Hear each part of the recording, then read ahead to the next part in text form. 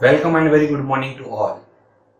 In this lecture, we will learn about the energy interaction in thermodynamics, that is heat and work. Now first, we will start with thermodynamic work. What is thermodynamic work, or what is the definition of thermodynamic work? The thermodynamic work is said to be done by the system when the sole effect is equated to the raising of weight. ठीक है, हम क्या बोल रहे हैं कि thermodynamic system के work को हम कब बोलेंगे कि वो पूरा हो गया है, जब उसको हम किसके इक्वल रख रहे हैं, कोई वेट क्या हो रहा है, रेज हो रहा है। जब वेट रेज होगा तो हम उसके इक्वल उसको क्या कर रहे हैं, मान रहे हैं। तो ये होता है थर्मोडायनेमिक वर्क। फॉर एग्जाम्पल, अब जैसे ये तो हमने बता दिया कि थर्मोडायनेमिक वर्क का सिस्टम हमने किसके इक्वल किया। ये मान लो ये कोई हमारा सिस्टम है जिसके अंदर यहाँ पर बैटरी है, ठीक है, ये कुछ वायर से जा रहे हैं, मोटर है, ठीक है, मोटर है, और मोटर से कोई शाफ्ट निकल करके यहाँ पर आ रही है। तो ये जो शाफ्ट निकली है, ये जो भी वर्क निकला है, हमने इसको किसके इक्वल पुट किया है, हमने इसको पुट किया है, एक यहाँ पर कोई पुली लगा दी है हमने, पुली कुछ इस टाइप से,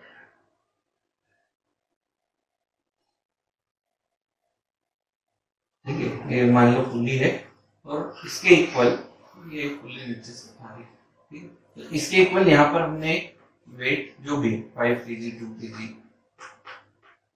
तो हम क्या मान रहे हैं कि जो भी वर्क हो रहा है वो किसके इक्वल हो रहा है, इस रेजिंग ऑफ वेट के इक्वल हो रहा है, ठीक है। अब देखो यहीं पर कुछ चीजें देख लो कि work done by the system में क्या क्या होता है। जैसे अभी मैंने बोला ये मेरा सिस्टम है, ये मेरा क्या है, ये मेरा पूरा सिस्टम है, और ये जो दिख रही है ये मेरी बाउंड्री, ये जो मैंने बनाई हुई है ये मेरे लिए क्या है, ये बाउंड्री। किसकी बाउंड्री, सिस्टम की बाउंड्री। तो जब भी वर्क क्या होगा, सिस्टम से बाहर जाएगा, मतलब बाउंड्री को क्या करेगा, क्रॉस करेगा, ठीक है, तब हम बोलेंगे कि थर्मोडायनामिक वर्क हुआ है। तो यहां पर बाउंड्री को किसने क्रॉस किया, ये क्या है, ये शाफ्ट है, ये क्या है, एक प्रकार से कोई शाफ्ट लगी हुई है। अब मोटर से आप चाहे टरबाइन जोड़ो या चाहे कुछ भी जोड़ो, बाकी यहां से क्या निकल गया, शाफ्ट। तो ये किस टाइप का वर्क हुआ, शाफ्ट का वर्क हुआ, ठीक है। अगेन एक और एग्जांपल लेते हैं, जैसे एग्जांपल नंबर 1 था, एग्जांपल नंबर 2 लेते हैं, ठीक है। एग्जांपल नंबर 2 में मैंने क्या किया, देखो ये है बैटरी, ठीक है। अगेन वही इलेक्ट्रिकल वायर्स गए हैं और जाकर के कोई मोटर के अंदर से गए, मोटर से कोई अगेन वर्क निकला है, कोई किसी भी जगह आप यूज कर सकते हो ना। अब मैं क्या मान रहा हूं कि मेरा जो सिस्टम है वो क्या है, बैटरी मेरा सिस्टम है और ये इसकी बाउंड्री है। तो बाउंड्री से बाहर क्या गया, ये सिस्टम की बाउंड्री थी, तो बाउंड्री से बाहर क्या गया, कोई इलेक्ट्रिकल पार्टिकल से ही गए। तो इट मींस यहाँ पर जो वर्क हुआ वो कौन सा हुआ, इलेक्ट्रिकल वर्क हुआ, ठीक है। तो जब भी सिस्टम की बाउंड्री से क्रॉस जो चीज क्रॉस होगी वो वर्क होगा। यहाँ पर शाफ्ट क्रॉस हो रही थी तो शाफ्ट वर्क हुआ, यहाँ पर इलेक्ट्रिसिटी क्रॉस हो रही थी तो इलेक्ट्रिकल वर्क हुआ। नाउ अगर हमारा सिस्टम इस टाइप का है, जैसे एक और एग्जांपल नंबर 3, ये कोई है बैटरी, ठीक है, ये इलेक्ट्रिकल वायर से जा रहे हैं, ये है कोई मोटर, और मोटर से आपने कोई भी समथिंग चीज जोड़ रखी। नाउ अब मैं सिस्टम क्या बोल रहा हूं, ये पूरा मेरा सिस्टम के अंदर है, तो क्या कोई वर्क हुआ, इंटरनल चाहे कितना भी वर्क हो जाए, बैटरी ने मोटर को दिया और मोटर के साथ कोई भी चीज, फैन चला रहे हैं हम या कुछ भी चला रहे हैं, तो हमको ये मतलब नहीं है कि अंदर क्या हुआ, क्या सिस्टम की बाउंड्री से बाहर गया, ये बाउंड्री है, ये बाउंड्री है, और ये क्या है, हमारा सराउंडिंग है। तो भैया अभी डेफिनेशन में हमने क्या बोला था कि थर्मोडायनामिक वर्क किसके इक्वल होता है, जो भी एक्सटर्नल होगा सराउंडिंग के, उसके सोल इफेक्ट के, जो जिसको हम किसके इक्वल मानते हैं, रेजिंग ऑफ वेट के इक्वल मानते हैं, उसके इक्वल होगा। तो चूंकि ये हमारा पूरा सिस्टम था, ये बाउंड्री थी और ये सराउंडिंग था, तो अब सिस्टम के इंटरनल में वर्क होगा, बाहर कोई वर्क होगा नहीं, तो नो वर्क डन। सराउंडिंग में कुछ नहीं आया तो नो वर्क डन।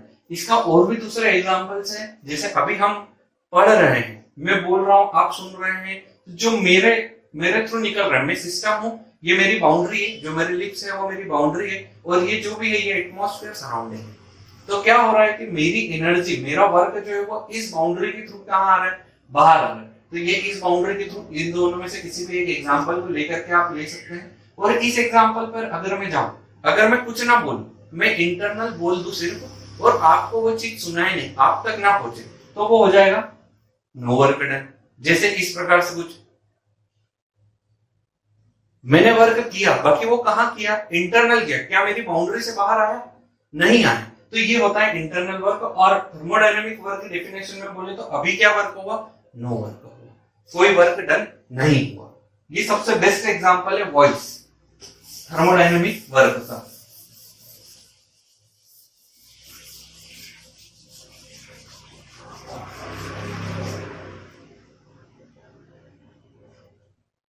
चलो, एक इंपॉर्टेंट चीज की वर्क, थर्मोडायनेमिक वर्क कब होता है, तो उसकी कुछ कंडीशंस जो कि अभी अभी हमने बताई कि क्या होना चाहिए, work must crosses, work done और work thermodynamic work must crosses the boundary of a system.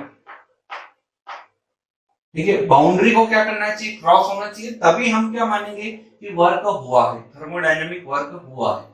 और चूंकि ये बाउंड्री को क्रॉस कर रहा है, थर्मोडायनेमिक वर्क जो है बाउंड्री को क्रॉस कर रहा है, इसके लिए जो वर्क ट्रांसफर होता है, वर्क ट्रांसफर होता है, ठीक है, वो किस टाइप का फिनोमिना है, वो है बाउंड्री फिनोमिना, बाउंड्री। ठीक है, अगर बाउंड्री क्रॉस नहीं करता, या जो भी थर्मोडायनेमिक वर्क की डेफिनेशन में अगर वो बाउंड्री नहीं आती, अंदर के वर्क को ही हम वर्क मानते, तो वो क्या हो जाता है, इंटरनल वर्क हो जाता है और इंटरनल फिनोमिना में आ जाता है। बट बाउंड्री जरूरी है, जब तक बाउंड्री को क्रॉस नहीं करेगा तब तक हम वर्क को नहीं मान रहे। इसी के लिए वर्क ट्रांसफर किस पे बेस्ड है, बाउंड्री फिनोमिना पर बेस्ड है। ठीक, नेक्स्ट कन्वेंशंस। अब देखो ये भी इंपॉर्टेंट है कि कन्वेंशंस क्या होते हैं वर्क के सिस्टम में। कन्वेंशंस, कन्वेंशन से क्या मतलब है, साइन आपको भी पता है, प्लस माइनस। तो चलो, ये कोई मेरा सिस्टम है, ये कोई सिस्टम है, ये सिस्टम की बाउंड्री और बाहर सराउंडिंग है, ये सब हम जानते हैं ना। अभी हमने बोला कि वर्क ट्रांसफर कब मानेंगे, जब सिस्टम हमको वर्क देगा। तो ये क्या हुआ, सिस्टम से जब वर्क निकल रहा है तो होता है वर्क डन, वर्क डन, और इसको हम बोलते हैं आउटपुट, आउटपुट। तो ये हमारे लिए क्या है, पॉजिटिव है। तो जब भी सिस्टम से वर्क निकलेगा तो पॉजिटिव, और जब भी हम सिस्टम को वर्क देंगे, जब भी वर्क देंगे, इनपुट जब भी होगा, ठीक है, तो वो किस टाइप का रहेगा, नेगेटिव। ठीक है, तो वर्क जब भी सिस्टम से बाहर आ रहा है तो पॉजिटिव, और जब भी सिस्टम को वर्क दे रहे हैं तो वो नेगेटिव। अभी नेक्स्ट जब हम नेक्स्ट लेक्चर में या जब भी हम पढ़ेंगे हीट के बारे में, तो हम देखेंगे कि हीट के अंदर क्या होता है, क्या सिस्टम से हीट निकल रही है तो हम पॉजिटिव लेते हैं और नेगेटिव लेते हैं, और सेम अगर सिस्टम को हीट देते हैं तो क्या वो पॉजिटिव होती है, नेगेटिव होती है। तो हमको सिस्टम से मेनली क्या चाहिए, वर्क चाहिए। तो जो सिस्टम से वर्क निकलता है वो किस टाइप का होता है, पॉजिटिव, और जब भी हमको सिस्टम में देना पड़ता है तो होता है नेगेटिव। इनके एग्जांपल्स भी है, जैसे आप इंजन, ये इंजन एक सिस्टम है, उससे आपको वर्क मिलता है तो वहां से पॉजिटिव वर्क आता है। ठीक है, टरबाइन है, इंजन है, पावर प्लांट्स में सारी चीजें यूज हो रही है, वो है। और आप नेगेटिव वर्क की बात करो, जिसको हमको सिस्टम को रन करने के लिए वर्क देना पड़ता है, तो वो होते हैं रेफ्रिजरेटर्स, हीट पंप्स, कंप्रेसर्स। इन यही सब एग्जांपल्स है जिसमें हम सिस्टम को क्या देते हैं, वर्क देते हैं। ठीक है, और भी एग्जांपल्स, इसको कुछ इस प्रकार से समझ सकते हैं हम। जैसे कोई भी पिस्टन सिलेंडर अरेंजमेंट लिया है हमने, अगेन इसके अंदर कोई गैस है ना, इसको अब हमने क्या दे दिया, हीट दी, कोई भी हीट दे दी। तो हीट दे रहे हैं तो क्या होगा, गैस क्या होती है, जब भी उसको आप गर्म करोगे धीरे धीरे धीरे धीरे एक्सपांड होगी। तो एक्सपांड होगी, इट मींस ये पिस्टन अगर यहाँ है तो ये किस साइड जाएगा, ऊपर जाएगा। तो ऊपर जा रहा है तो ये हमारे लिए क्या है, पॉजिटिव वर्क हो रहा है। तो जब भी एक्सपांशन हो रहा है इट मींस हमारे लिए क्या हो रहा है, पॉजिटिव वर्क। वहीं अगर हम देखें दूसरा केस, अगेन ये गैस है, अगेन ये गैस है, यही हमारा सिस्टम है। अब इसको हम हीट नहीं दे रहे हैं, अब इसको हमको क्या करना है, कंप्रेस करना है। कभी भी आप कंप्रेस करना पड़ता है चीजों को, तो आपको क्या लगाना पड़ता है, फोर्स। तो आप एनर्जी क्या कर रहे हो, दे रहे हो, तो हमको इसको वर्क क्या करना पड़ेगा, देना पड़ेगा। इट मींस ये किस टाइप का फोर्स, किस टाइप का वर्क रहेगा, नेगेटिव वर्क रहेगा। ठीक है, ये थे इसके कन्वेंशंस वर्क के। और वर्क की सिंपल सी डेफिनेशन और उसके कुछ इंपॉर्टेंट पॉइंट्स। नेक्स्ट है generalized equation. Generalized equation, generalized equation of thermodynamic work या ऑफ थर्मोडायनामिक वर्क, ठीक है। फॉर, ये सबसे इंपॉर्टेंट है कि किसके लिए, तो क्लोज्ड सिस्टम। हम सिर्फ और सिर्फ अभी किसकी बात कर रहे हैं, क्लोज्ड सिस्टम की बात कर रहे हैं। नाउ क्लोज्ड सिस्टम्स की बात करी तो एग्जैक्ट जो इक्वेशन है उसको भी क्लोज्ड सिस्टम से निकालते हैं। चलो एक डायग्राम बनाते हैं। लेट, हमने क्या किया, एक piston cylinder arrangement again assume किया है। वो बताया था किस प्रकार का होता है, जब भी क्लोज्ड सिस्टम रहता है तो piston cylinder arrangement without valves. जब इसके अंदर वॉल्व लगा दोगे तो मास आ जाएगा, मास चला जाएगा। क्योंकि अगर मास आ रहा है, मास जा रहा है और एनर्जी भी ट्रांसफर हो रही है तो वो ओपन सिस्टम है। अब इसमें हम क्या कर रहे हैं, सिर्फ वर्क को ट्रांसफर कर रहे हैं। इट मींस ये किस टाइप का है, एनर्जी ट्रांसफर हो रही है बट मास ट्रांसफर नहीं हो रहा। तो इसके लिए हमने ये चीज दी है, ठीक है, ये एग्जांपल लिया।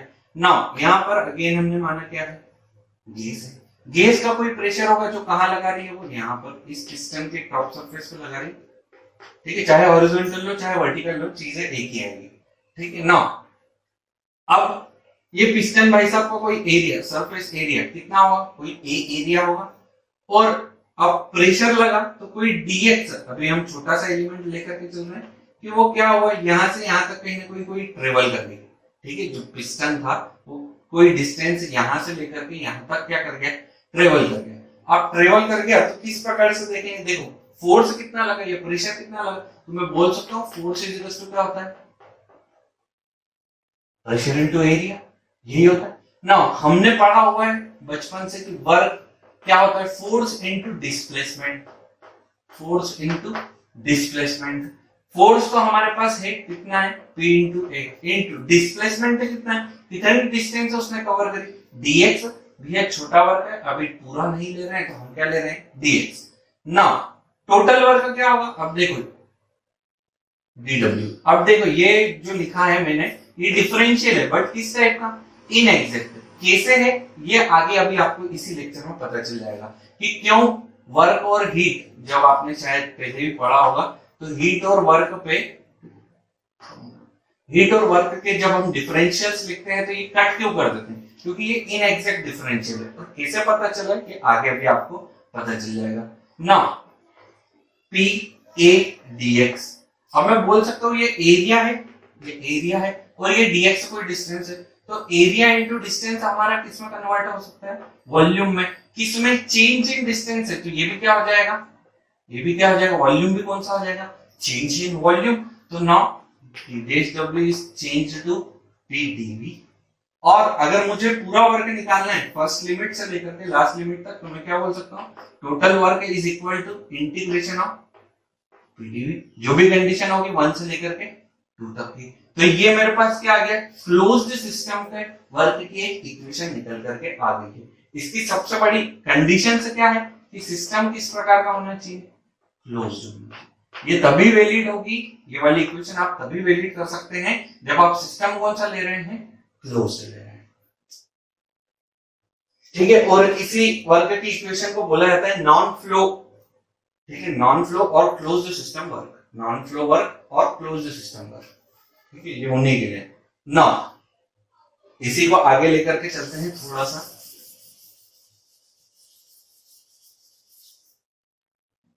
अब इस वर्क को जो है हम पीवी डायग्राम में प्लॉट कर रहे हैं, ठीक है।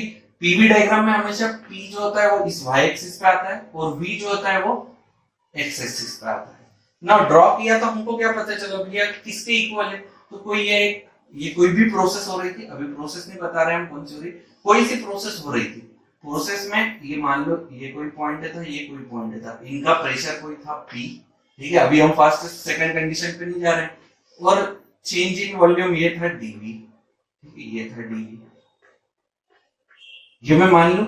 अब इसको थोड़ा सा अगर मैं जूम करके देखूं, थोड़ा सा बड़ा डायग्राम बनाऊं, अगर सिर्फ इतने से एरिया का अगर मैं बड़ा डायग्राम बनाऊं, तो ये हो गया मेरा पॉइंट 1 और पॉइंट 2, जो यहाँ थे ये पॉइंट 1 और पॉइंट 2, और इसको मैंने क्या कर दिया, प्लॉट कर दिया, कहाँ प्लॉट कर दिया, वॉल्यूम एक्सिस पे प्लॉट कर दिया, तो ये हो जाएगा डीवी और इस साइड आ जाएगा हमारा प्रेशर पी। तो जब भी आप किसी कर्व को वॉल्यूम एक्सिस पे ड्रॉ करते हो तो वो हमको दे देता है क्या, वर्क। जब भी कोई कर्व को, ठीक है, कोई भी कर्व हो, चाहे सीधी लाइन भी हो, आप अगर उसको ड्रॉ कर रहे हो कहां पर, वॉल्यूम एक्सिस पर, तो जो भी एरिया उस कर्व के अंदर आया, area under the curve gives the thermodynamic work for closed system. ठीक है, वो वर्क देगा, कौन सा वर्क देगा, क्लोज्ड सिस्टम का। अभी आगे हम वो भी देखेंगे कि अगर इसी प्रेशर को हम ड्रॉ कर देते कहां पर, प्रेशर एक्सिस पे, तो वो कौन सा वर्क देता है, वो आएगा नेक्स्ट टॉपिक्स में। ठीक है, तो जब भी हम किसी कर्व को वॉल्यूम एक्सिस पे ड्रॉ करते हैं तो वो हमको दे देता है क्लोज्ड सिस्टम वर्क। ठीक है, तो area under the curve is equal to closed system work. ये याद रख लेना, ये बहुत इंपॉर्टेंट चीज है। यहां पे लिख देते हैं एरिया अंडर कर्व, ठीक है, plotted on volume axis is equal to thermodynamic work for closed system और इक्वल टू पीडीवी। ठीक है, ये इक्वेशन सिर्फ और सिर्फ इन्हीं के लिए वैलिड है। नाउ इसकी कुछ कंडीशंस है, जैसे एक कंडीशंस तो ये हमने देख ली कि वर्क किस प्रकार का, सिस्टम किस प्रकार का होना चाहिए, क्लोज होना चाहिए। दूसरी कंडीशन क्या है, जो प्रोसेस है वो कैसी होनी चाहिए, रिवर्सिबल होनी चाहिए, रिवर्सिबल प्रोसेस होनी चाहिए।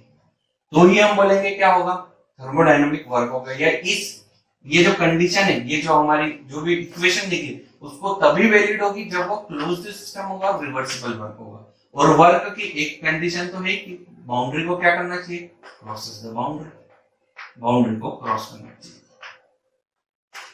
ठीक है, तो ये तीन कंडीशंस जब फुलफिल होगी तो ही इस वर्क की जो इक्वेशन है आप उसको यूज कर सकते हैं। जब तक इस इक्वेशन को हम यूज नहीं कर सकते।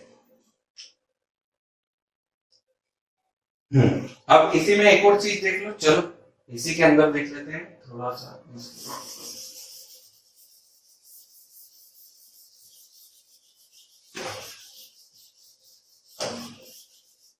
बहुत अच्छी चीज है, जैसा पॉइंट फंक्शन बताया था। अब पाथ फंक्शन की बारी है कि वर्क ट्रांसफर जो है वो पॉइंट फंक्शन है या पाथ फंक्शन है। अभी यहां से पता चल जाएगा। ये कोई मान लो 1 और 2, ठीक है, 1 और 2 पॉइंट्स है। ये कोई भी प्रोसेस हो रही थी 1 से 2 जाने तक की। ठीक है, नाउ हमने क्या बोला, area under the curve gives the thermodynamic work. भैया जो भी एरिया आएगा इसके अंदर वो थर्मोडायनामिक वर्क देगा ना। अब मैं क्या कर रहा हूं, मैंने ये ए पाथ था, मैंने ये वाला पाथ चूज कर लिया, ये वाला पाथ चूज कर लिया। ये पाथ कौन सा है, बी।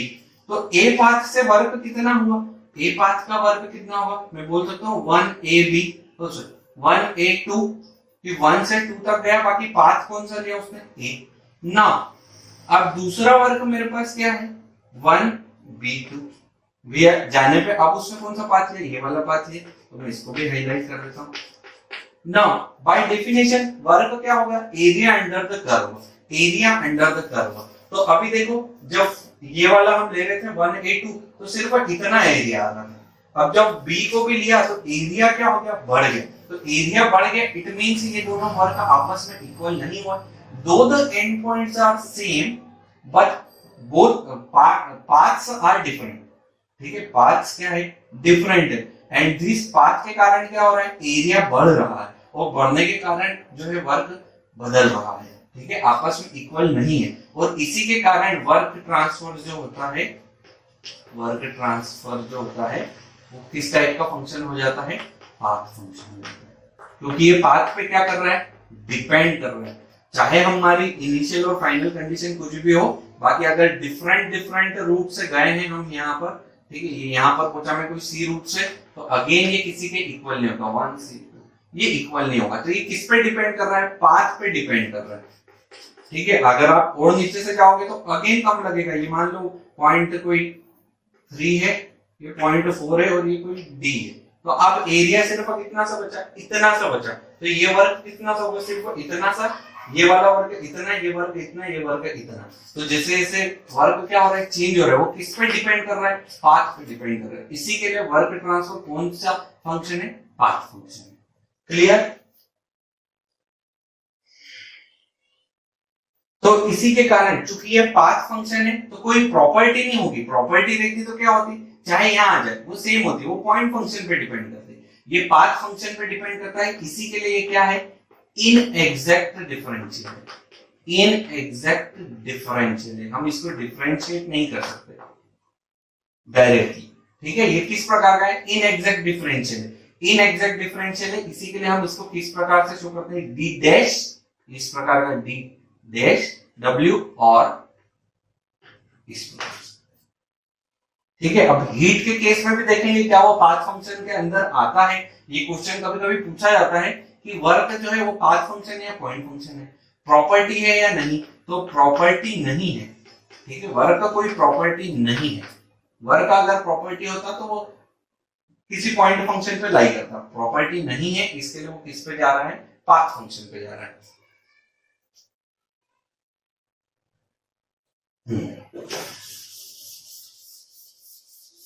नो, वर्क के बारे में तो यहां तक समझ लिया। अब पहले पढ़ लेते हैं आइडियल केस, क्योंकि आइडियल केस की कुछ प्रोसेसेस जो है वो बहुत इंपॉर्टेंट है। तो आइडियल केस आपने पढ़ी होगी, क्या होती है, PV equals to N R by T. ये बेसिक आइडियल इक्वेशन है, जिसमें पी हमारे लिए क्या है, प्रेशर, वी क्या है, वॉल्यूम, ठीक है, एन क्या है, number of molecules, number of molecules, ठीक है, और टी क्या है, टेम्परेचर, आर ये यूनिवर्सल गैस कांस्टेंट। ठीक है, आर क्या है, यूनिवर्सल गैस कांस्टेंट। नाउ कब हम किसी गैस को बोलते हैं कि वो आइडियल गैस है, उसकी कंडीशंस क्या है, तो फर्स्ट अगर वो लो प्रेशर की हो, लो प्रेशर की हो, और दूसरा उसका टेम्परेचर क्या हो, हाई हो।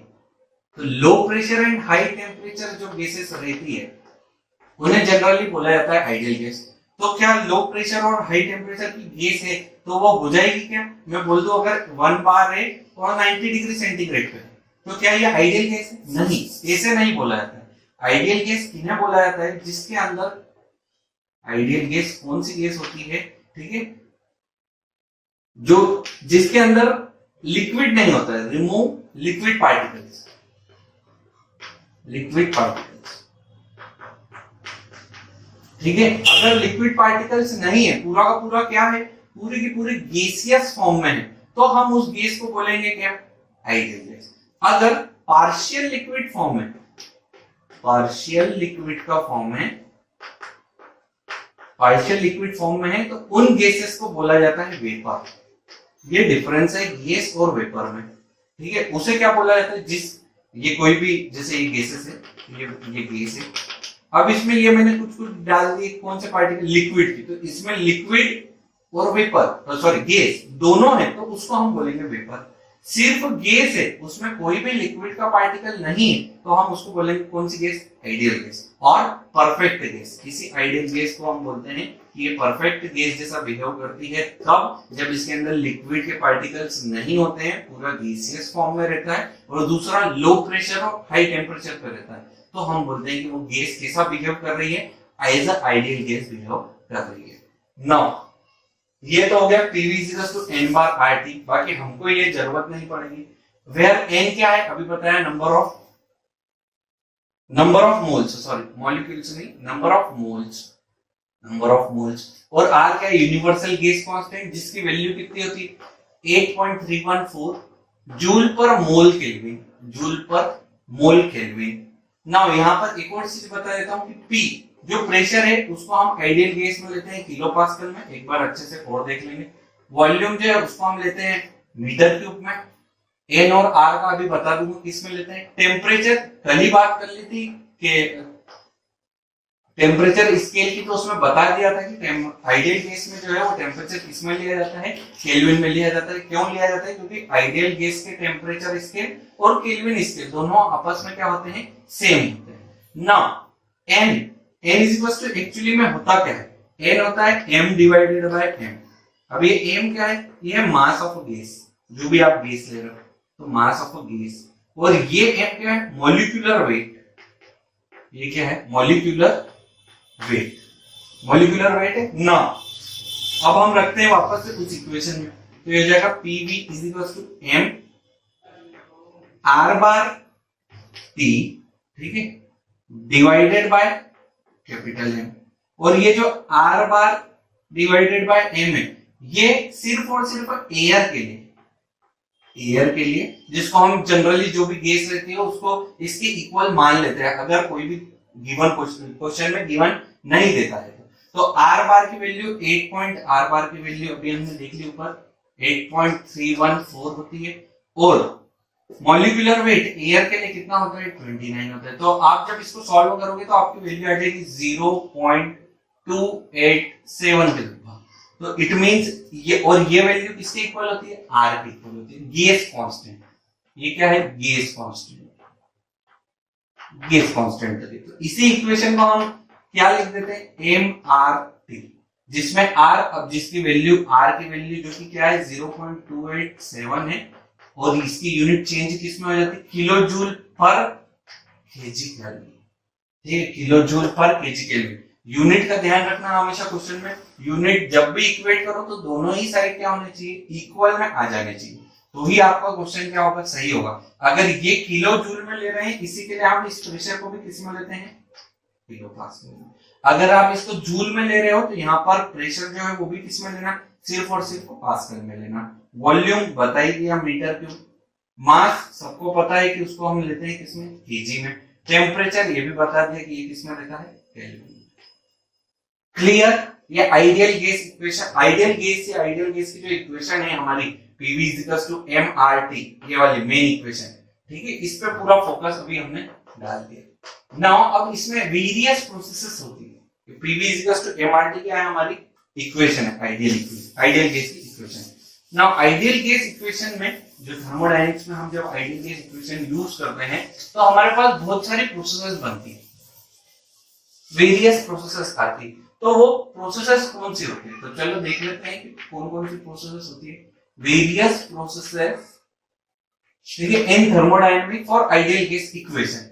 फर्स्ट, कांस्टेंट प्रेशर, इसी का दूसरा नाम है आइसोबारिक, ठीक है, ध्यान रखना कभी कभी आता है, इन दूसरे नामों से ही पूछ लेते हैं।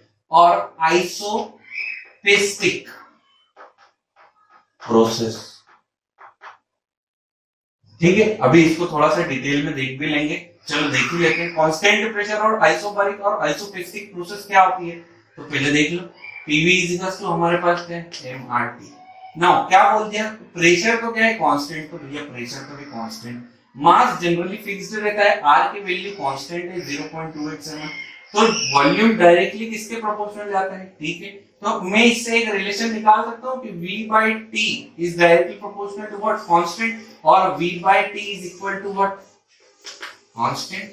कोई भी कांस्टेंट है, K1 ले लो और K1 की वैल्यू को 1 पुट कर दो, तो मैं इनको ऐसा बोल सकता हूं कि V1 by T1 is equal to V2 by T2 और is equal to V3 by T3।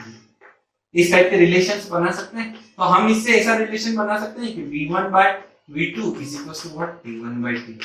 और ये सिर्फ और सिर्फ किसके लिए वैलिड है, जब हमारी प्रोसेस कौन सी हो, कांस्टेंट प्रेशर प्रोसेस हो, तो ही V1 by V2 किसके इक्वल हो सकता है, T1 by T2 के इक्वल हो सकता है। ये सारी प्रोसेसेस आपको आगे बहुत काम में आएगी, जब ऑटो साइकिल और डीजल साइकिल पढ़ोगे तो हम इन्हीं के कंसेप्ट से आएंगे। नाउ ये वाली तो होगी constant pressure process, constant pressure process होगी। Second, constant volume process. Constant volume और आइसोकोरिक और आइसोमेट्रिक, इसके भी 3 नाम है, ठीक है, प्रोसेस, ठीक है। कांस्टेंट वॉल्यूम, आइसोकोरिक और आइसोमेट्रिक। चलो यहां पे रख के देख लेते हैं। क्या बोला, वॉल्यूम कांस्टेंट है, मास जनरली फिक्स, आर की वैल्यू कांस्टेंट, तो P is what, directly proportional to D। तो इसमें भी हम सेम फंडा लगा सकते हैं कि P1 by T1 is equal to P2 by T2, जैसा कि पुरानी जस्ट इक्वेशन में किया था। T3 by T3 and so on, आगे तक जा सकते हैं। और simply P1 by P2 is equal to P1 by P2। ये रिलेशन सिर्फ और सिर्फ किसके लिए है? जब प्रोसेस कौन सी हो? कांस्टेंट वॉल्यूम प्रोसेस हो, तब प्रेशर और टेम्परेचर में कुछ इस टाइप से रिलेशन होता है। कुल 5 टाइप की इक्वेशंस है, देख लेते हैं कौन कौन सी है और उनके क्या रिलेशन है। आगे चल करके यही सब न्यूमेरिकल्स में काम आएगी। नाउ कांस्टेंट टेम्परेचर और इसका दूसरा नाम है आइसोथर्मल प्रोसेस। ठीक है, कांस्टेंट टेम्परेचर और isothermal process. Now constant temperature isothermal process क्या होती है? Again PV equals to mRT। सबसे पहले उसने क्या बोला कि टेम्परेचर क्या कांस्टेंट को हटा दो, मास कांस्टेंट, R कांस्टेंट, तो PV इक्वल्स टू क्या हो गया? कांस्टेंट। और मैं बोल सकता हूं P1 V1 equals to P2 V2 और इक्वल्स टू सो ऑन। तो ये सिर्फ और सिर्फ किसके लिए वैलिड है? आइसोथर्मल प्रोसेस के लिए वैलिड है, जिसके अंदर टेम्परेचर क्या होगा? कांस्टेंट होगा। ठीक, नेक्स्ट और सबसे इंपॉर्टेंट, ये सबसे इंपॉर्टेंट है और इसके जब भी ये न्यूमेरिकल्स में या किसी भी साइकिल में प्रोसेस लगती है तो इसके जो रिलेशंस है वो सबसे इंपॉर्टेंट रहते हैं। नेक्स्ट प्रोसेस आती है एडियाबेटिक प्रोसेस।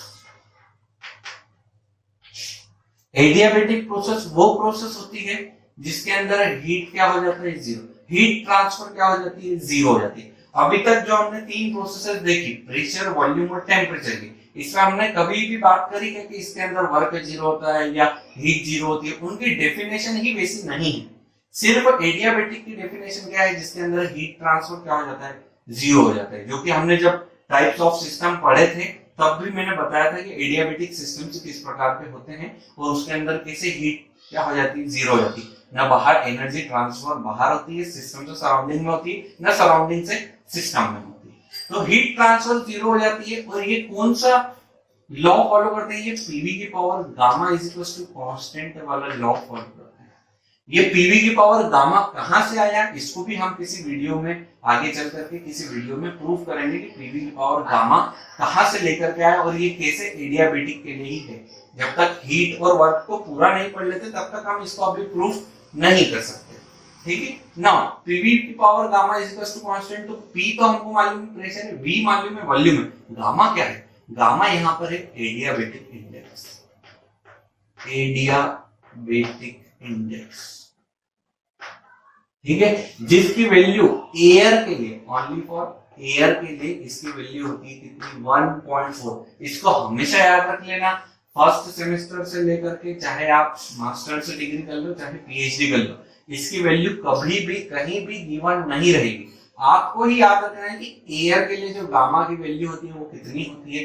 1.4 होती है। न किसी बुक में ढूंढ के जाना है कि ये कैसे निकाली, क्या करी, कुछ नहीं। हमको सिर्फ इतना ध्यान रखना है कि गामा की वैल्यू क्या होती है? 1.4 होती है।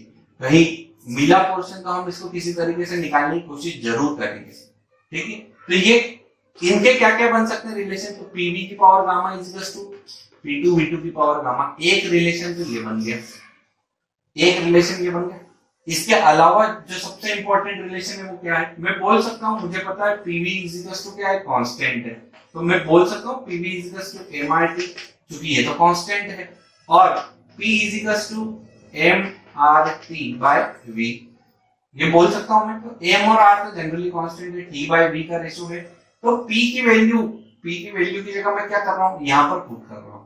यहां पर पुट करने पे मुझे क्या मिलेगा कि भैया T1 V1 की power gamma divided by V1, क्योंकि ये प्रेशर अगर P1 था तो ये भी T1 होगा, ये भी 1 होगा। और 2 के लिए देखोगे तो क्या हो जाएगा? T2 V2 की power gamma divided by V2। इसको ऊपर लेकर के आओ, ऊपर लेकर के आओगे तो क्या हो जाएगा? T1 V1 की power gamma -1 is equal to T2 V2 की power gamma -1। Now V1 by V2 को एक साइड कर लो, T1 by T2 को एक साइड। तो V1 by V2 क्योंकि सेम पावर है दोनों की, तो दोनों को मैं कॉमन ऊपर लिख देता हूँ, is equal to T2 by T1। ये ध्यान रखना, T2 by T1। और इसको मैं क्या लिख सकता हूँ कि V1 by V2 is equal to T2 by T1 की पावर कितनी हो जाएगी, गामा माइनस 1, ठीक है, की पावर कितनी हो जाएगी, गामा माइनस 1। नाउ जैसा हमने यहाँ पर किया, ये एक रिलेशन v1 बाय v2 का निकाल, तो एक रिलेशन यहाँ से भी हम निकाल सकते हैं v1 बाय v2 का। क्या हो जाएगा, v1 बाय v2 की power gamma is equal to p2 by p1। लिख सकता हूं मैं, v1 यही है, v2 इधर गया, p1 नीचे गया, तो v1 बाय v2 की power gamma is equal to p2 by p1, और v1 by v2 is equal to p2 by p1 की पावर 1 बाय गामा, और सॉरी यहाँ पर भी कुछ गलती कर दी, 1 बाय गामा माइनस 1, ठीक है।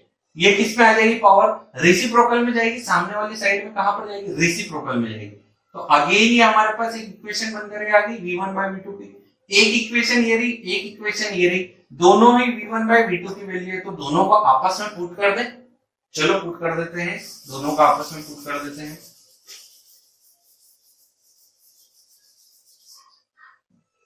पुट करेंगे तो क्या मिलेगा कि P2 बाय P1 की power 1 by gamma is equal to P2 by T1 की पावर 1 डिवाइडेड बाय गामा माइनस 1। इससे दो टाइप के रिलेशन बन सकते हैं, चाहो तो प्रेशर को यही रहने दो, P2 by P1 is equal to T2 by T1, क्योंकि रेसिप्रोकल में जाती है, तो ये रेसिप्रोकल में जाएगा तो गामा कहाँ आ जाएगा, ऊपर, तो divided by gamma divided by गामा माइनस 1, ये एक बन सकता है। और उल्टा बन सकता है, T2 by T1 is equal to P2 by P1, ये रेसिप्रोकल में, इसको इस साइड, सॉरी ये यहाँ इस साइड है, इस साइड जाएगा तो रेसिप्रोकल में हो जाएगा, और रेसिप्रोकल में हो जाएगा तो ये वैल्यू कहाँ चली जाएगी, ऊपर, तो इसको लिख सकता हूँ मैं gamma minus 1 divided by gamma. आप इन दो में से कोई सा भी रिलेशन किसी भी एक वैल्यू को फाइंड आउट करने के लिए कहीं भी यूज कर सकते हो, जरूरी नहीं है कि यही यूज करें या यही यूज करें, कोई सा भी यूज कर लो, दोनों सेम ही, बस पावर्स को क्या करते हैं, एक बार इधर ला करके इसको ऊपर ले आए, इसको नीचे ले आए, ये और दूसरी बार में उसको साइड लेगा, तो दोनों ही रिलेशंस क्या है, आपस में रिलेट करते हैं, और आपस में ये कहां से जुड़े थे, इस इक्वेशन से जुड़े हैं, और वॉल्यूम से अगर दोनों को जोड़ना है तो दोनों के लिए यहाँ पर दिया गया है कि वॉल्यूम के साथ इनका रिलेशन किस प्रकार से है। Last process